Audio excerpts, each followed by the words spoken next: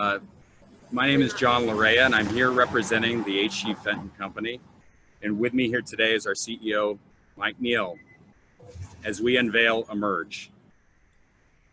I want to just thank this group and first wanted to recognize the idea that we had a different event planned at first, with the idea that it would be more intimate, closer together physically.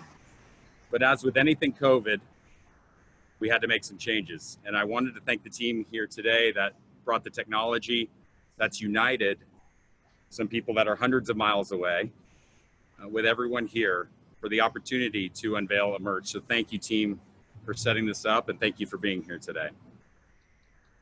I then wanted to move to the thank yous for the core group that has spent all the time and effort and energy on this project.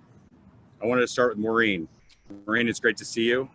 I wanted to thank you for your leadership and your dedication to this and the time we've spent communicating throughout this process. And I'm pleased that we're here today to do this unveiling. Thank you. Thanks for joining us. Pleasure.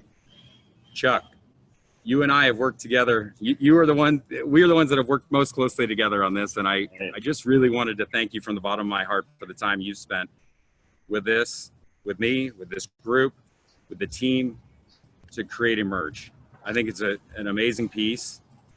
I think it will tell a story, and some of that story has to do with the passion that you've had for the history of the LGBTQ community in San Diego. And I'm pleased that you and I have worked together for many years to make this happen. So thank you for being here. Thank you, John. Thank you. Nicole, you're a little newer to the group, but from what I'm told, you are the face and the person that's really going to carry on the legacy of Emerge and the legacy of the story of the history of the LGBT community here. And so I'm pleased you're here to join us. I'm pleased you've been part of the planning, and it's great to have you. Thank you so much, John. I appreciate it. I want to thank Andy Spurlock. He's not here today, but his attention to detail, his design ideas, they've carried through in this Emerge piece. So Andy, thank you. Larry, I haven't seen you in a while, but I'm so glad you were there at the very beginning of this thing, wrangling all of us. And I'm so pleased that you're here to be part of this today. Thank you, Larry. My pleasure. I want to thank Diego. Diego's the guy that took all of our words, all of our dreams, all of our ideas, and put them down on paper. And Diego, without the person that takes those dreams and words and ideas and puts them on paper, we don't have what we get to unveil today. So thank you for being here. Thank you. Finally, and Zach's not here today, but Zach is the implementer. He took that design, those drawings, and he created the piece. And you know, it's really come a long way, and I'm pleased that he's a part of that and a part of this process.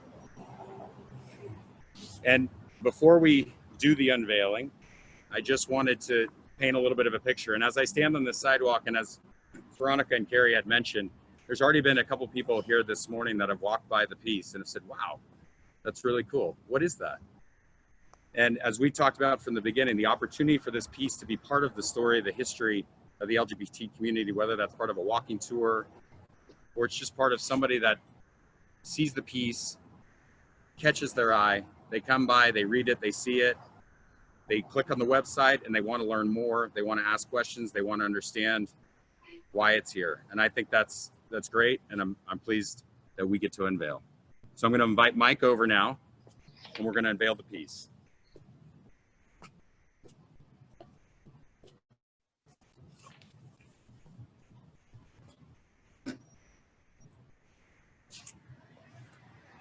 Wow, that's cool.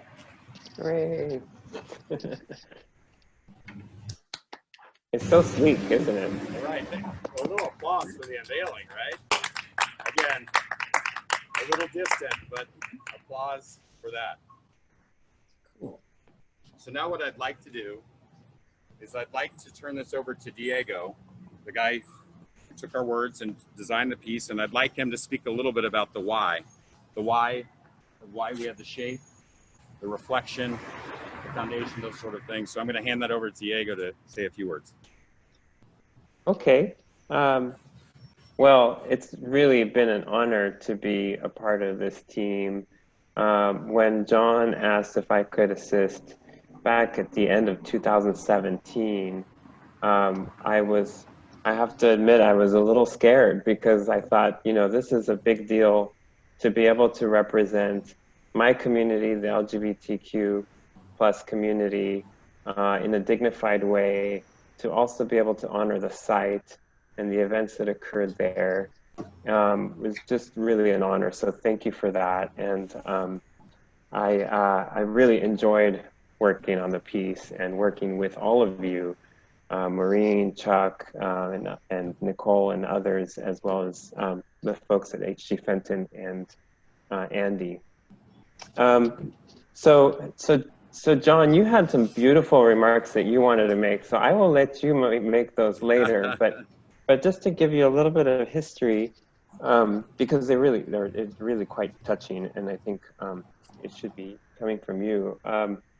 But just a little bit of the history. So as we often do, we like to explore a number of different options, and we looked at 3 different options. One was looking at sort of a question mark on its side that acted as a bench that was really related to the idea of how we all are questioning in our lives.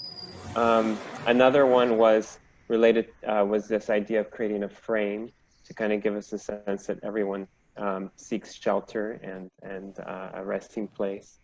But really the one that emerged, and that's the right word, was this concept of emerge, which is what you see today. And there's a number of elements tied to the concept. The opening in the sidewalk indicates a directionality or a sense of emerging from the ground, really signifying that grassroots effort that took place starting on this site, and of course has been taking place for decades, of the community coming together from the ground and really emerging into something beautiful. The curved concrete slab or stone slab, or what you might call a stela, suggests this idea of peeling away or revealing, which I think is also a really important piece of this. The light box that's right in front of it on the ground, which is this beautiful piece of glass with a dichroic film that sparkles and has a brilliance to it, again exposes the ground or the foundation of the house, of the movement, of you know, our own foundations. And at first we talked about whether we wanted to be able to look deep down into the space, but then it seemed that it made sense for it to also have a reflective quality, so that when people look at it, they're seeing themselves. Because I think that's the other part of this, is that, you know, really this idea of reflection. The glass itself sparkles. I thought there needed to be some pizzazz and sparkle to the piece, and so that's part of it. And I think it's going to really shine beautifully during the day and with the sunlight, but it also reflects nighttime light. And then at the very, sort of toward the top, there's the word emerged engraved into the piece, which I think as we work through this, we all kind of acknowledge that that was kind of the main point here, is this idea of emerging from the ground and the emerging movement, and the continued emergence of people in that movement, I think is really important. At the very top, there's a beautiful bronze plaque that has an inscription on it that we may, if we want, we can read later, that, as John was mentioning, gives you a reference back to the Lambda archives and to the center, but also tells you a little bit about the history of the site and the house that was there. So together, we really hope that this is something that both provides a beautiful and a dignified way to honor the history of the LGBTQ community, but also is something that people will catch people's eyes and will attract them to the piece, so that they can learn more about the LGBTQ movement and history. I think that's kind of a little bit of a background on the piece. John, did you want to say your beautiful words, or I'm putting you on the spot? Otherwise, I could Yeah. No, I thank you, Diego, and I'll just echo what you said. And I thought what was so powerful about the beginning of this is the idea that you were taking a sidewalk and thinking of it as kind of our outer skin as a human, and being able to kind of peel that back a little bit and show what's inside of our true self. And you know, some of those leaders and pioneers of the LGBT community did a lot to discover who they were on the inside. And so anyway, Diego, I think you did a great job of describing it. And the pieces, it probably looks good virtually, but when you physically come and see it, I think it is amazing work that's been done in concrete. And it really feels good. So obviously encourage everybody to come see it in person. Great. Okay, Nicole, I was going to hand it over to you to say a few words. As president of Lambda Archives, thank you for being here. Thank you. Yeah, just as John just said, my name is Nicole Blvd. My pronouns are she and they, and I'm the board president of Lambda Archives. I really just want to thank John, Mike, Neil, and Fenton for gathering us to celebrate this amazing piece. I love it. I know you all work really hard on it. I'm really pleased to be here today to represent the future generations that are going to get to and enjoy this Emerge piece there. HG Fenton has worked really hard to create this, to put it together. They did exactly what they said they were going to do, and we really appreciate them for pulling through and working so hard and diligently, especially during the time of COVID, to accomplish this. Beyond preservation, my hope is that this commemorative marker acts as a signal to any LGBTQ+ youth that walks by, that there's hope for them, that there's a sense of belonging for them, and that there is a sense of connection to those who came before them. So I want to thank you all for working on something that can be a tangible symbol of the LGBTQ+ history, the very rich history here in San Diego. And hopefully this is something that can be enjoyed and viewed by generations to come. So I really appreciate you all. With that, I have notes here that I'm to introduce Chuck now, and Chuck is one of my favorite people ever. He's also the board emeritus of Lambda Archives. So Chuck, I'll hand it off to you. Thanks, Nicole. Thank you, John, and thank you, Mike. And it's nice to see everyone else, Maureen, Larry, Diego, and sorry, Andy's not here for us.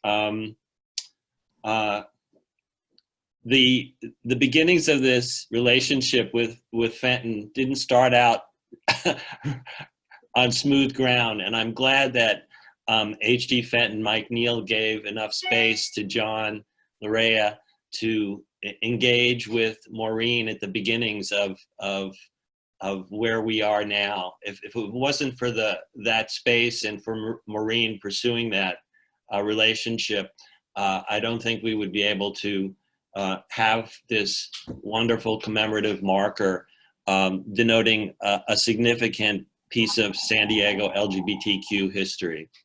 I think, John, you're gonna show or read the words on the plaque at some point. Would be great. To give it a little context, COVID was mentioned. That's a pandemic that's around the world right now, and it's July 23rd of 2020, and right now there's 4 million cases of COVID, about 145,000 deaths. San Diego has about 420 cases and 8,000 deaths. So it's an important time in our country's history, and it's an important time that we recognize that the only way that most people are able to meet is through Zoom. I also want to mention that this site may not be the most important LGBT site in San Diego, but it is one that deserves recognition because it was the home of Bernie Michaels and Tom Carey. Bernie and Tom were a gay couple. Tom was Black and Bernie was white, so they were a mixed race couple, which I think in the 70s, besides being gay men and having that Black and white relationship was very important to be visible in the community. At a certain time, many of the original community leaders that developed the center met in the space of their house. And so it truly was the genesis for the center. And it's an important aspect that we recognize that this site existed. So hopefully it's a pioneering moment, and that this will be the trailblazer for other sites from other developers and other areas in the city that will identify and recognize LGBTQ plus sites. In fact, Hillcrest is going through that right now. I should mention that that the initial part of this process caused the city to actually develop an LGBTQ plus historic sites context report, which developed an identification of other sites in the city. So even though we lost the house, we gained a relationship with H.G. Fenton, we gained a commemorative marker, and we gained the beginnings of discovering other places involved with activism, politics, personalities, social events, etc., that we would not have otherwise had. So thank you, H.G. Fenton. Thank you, John. Thank you, Maureen. Thank you, Diego, for this. Thank you, Mike. Thank you, Larry, for initiating some of the design ideas in the beginning. And I'll turn it over to who? Back to you, John? Well, would you like me to read the plaque and then Sure. I can open it up? Yeah. Sure. Okay. So the 1970s, to be an out lesbian or gay person was brave and risky. We were underground in the corners of bars, bathhouses, and private homes.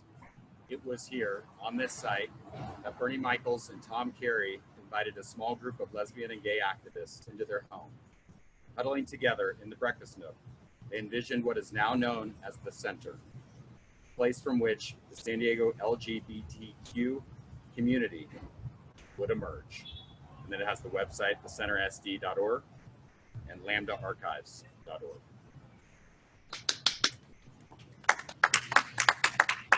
Now, the next step would be Mike Neal close, but did anyone want to say anything else? I wanted to just open it up for a minute or two. Maureen, did you raise your hand? Your picture's this big, so okay, I see you. So You're muted, man. Maureen, you may be muted because I can't hear you if you are speaking. You hear me now? There we go. Yes, we got you now. Oh, here was the headphone. Okay, so I want to, echo and underline what's been said already because it's all been said. But I also want to thank, I have to thank John, as Chuck said, it didn't start off smoothly or the best foot, but what has resulted is incredible. And I'm really moved by your support, John, and your involvement in this, and what Diego has created for us visually is just more than we could have imagined, really. So I'm really, really happy and thankful. And I am grateful for Chuck and his pushing for the city also to create that inventory and index. And I think what we're going to have going forward, is more than I say we could have asked for. So thank you, every one of you who's participated in this and made it happen. Really pleased. Thank you, Maureen. I appreciate those words. Okay. Well, without further ado, I'll turn it over to Mike Neal, provide some closing comments. Thank you. Hi, everybody again. Maureen, I won't forget the day we met, and when it was really your idea to create monuments that created a walking tour. And as John articulated, this is now here for all of San Diego to see, and will be here for generations. So Nicole, to your comments about taking the torch and carrying it forward, someone will succeed you and succeed them, and this will be here for all of them. On behalf of the H.G. Fenton Company, I just have to say I'm very proud, I'm very pleased, and I'm very thankful that all of you came together and produce this wonderful piece, because I do believe it met the intent, Maureen, of what you articulated. And Chuck, to the extent you can be successful in doing this throughout the city as a walking tour, that's quite a dream to have come true. So on behalf of our company, thank you all. Thank you. Thank you, Mike.